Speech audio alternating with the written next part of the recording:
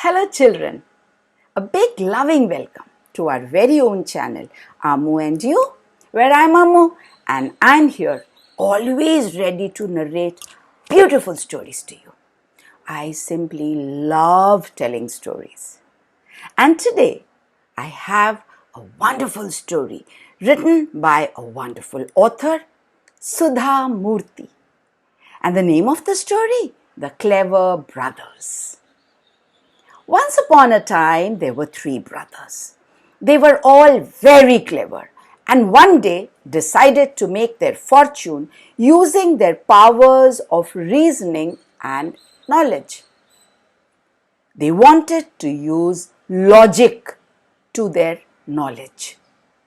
As they walked to the nearest big city to look for work, they saw some footprints on the dirty road.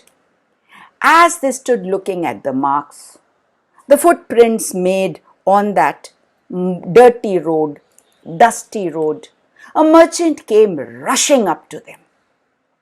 "Did you see anything go by on this road?" he asked in panic. The first brother looked closely at the prints and said, "Yes, a large camel."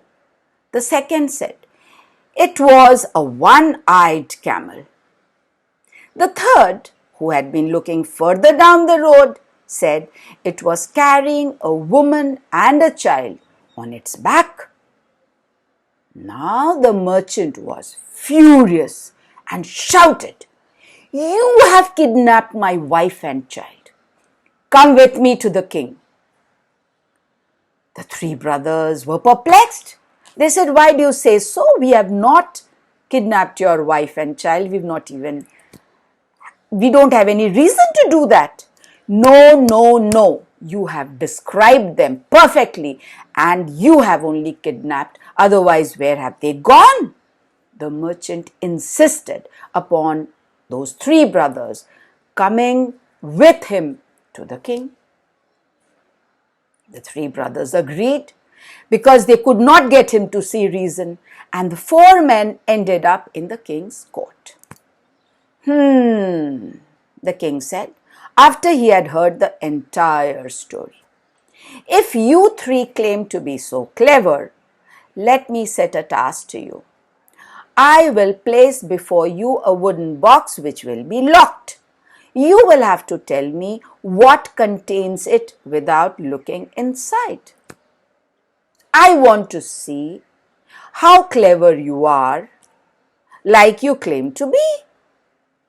The three brothers agreed, and soon the king's men before them kept a stout wooden box.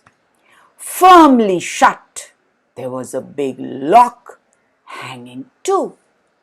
The first brother said immediately, "It has something round inside." The second said, "It is a pomegranate." Pomegranate? "An unripe pomegranate," added the third brother. Everyone was very perplexed and confused that how could the brothers speak what they did so fast, looking at the shut box. The king ordered his men to open the box. The box was opened, and lo, indeed, inside there was an unripe pomegranate. The king now asked them for an explanation. The first man said, "When your servant was bringing the box, I heard something rolling inside. That meant there was a round object in it." The second man said, "I saw your servant coming from the pomegranate orchard, so I knew he had placed a pomegranate in the box. Otherwise, why would he go there?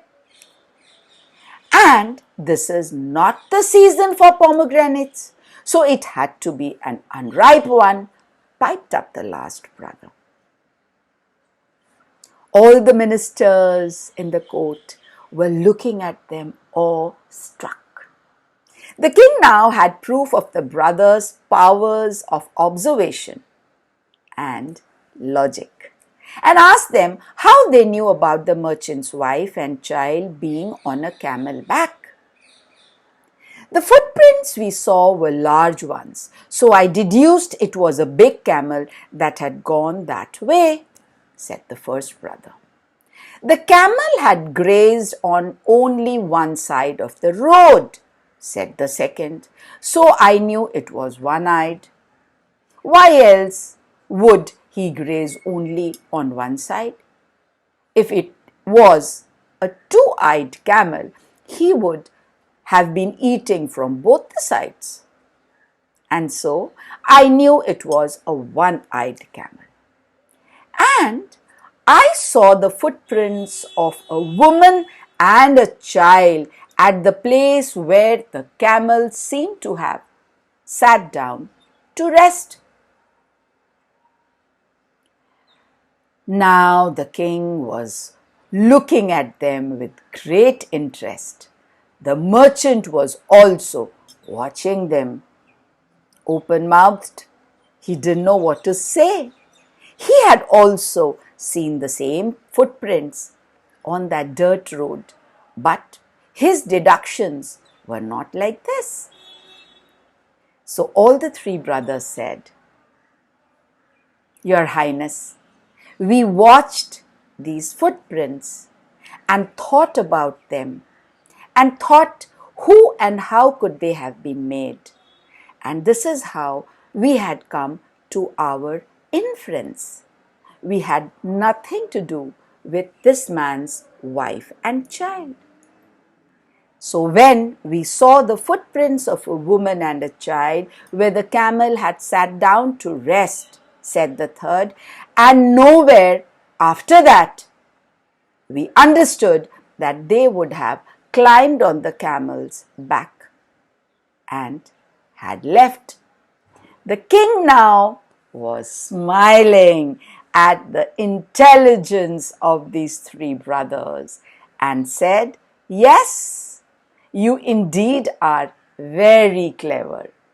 You have intelligence, you have knowledge, and most importantly, you have the power to use logic. When you have knowledge and you know how to use the knowledge logically, then you become wise. And I always appreciate wisdom.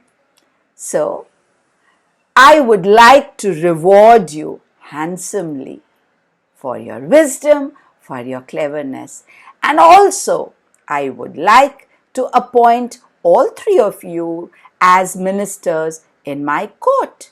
That way I would have smart, wise, clever ministers." The three brothers were very happy. They had left their village to find work, to make a fortune, and here being appointed at the king's court as his esteemed ministers would make them rich and respectable both. So this is how the three brothers got rewarded for their smartness, cleverness, and wisdom. Isn't it a lovely story, children? Yes, it is, and it teaches us so much. It tells us that only bookish knowledge may not be enough. After reading and acquiring the knowledge from the books, we need to implement them in our day-to-day lives, and only then we will be wise.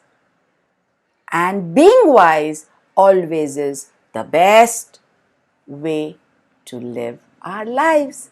So children, henceforth, please try to understand, acquire knowledge, and learn to use this knowledge in your life, in your day-to-day living. And you will see that how very wise you soon become. Thank you for listening to the story, children. You know what you are supposed to do. Like, share, subscribe, press the bell icon to get all the updates on the new videos, and wait for me till I come back again with a new story to narrate to you. Till then, bye-bye. Love you and learn to be wise.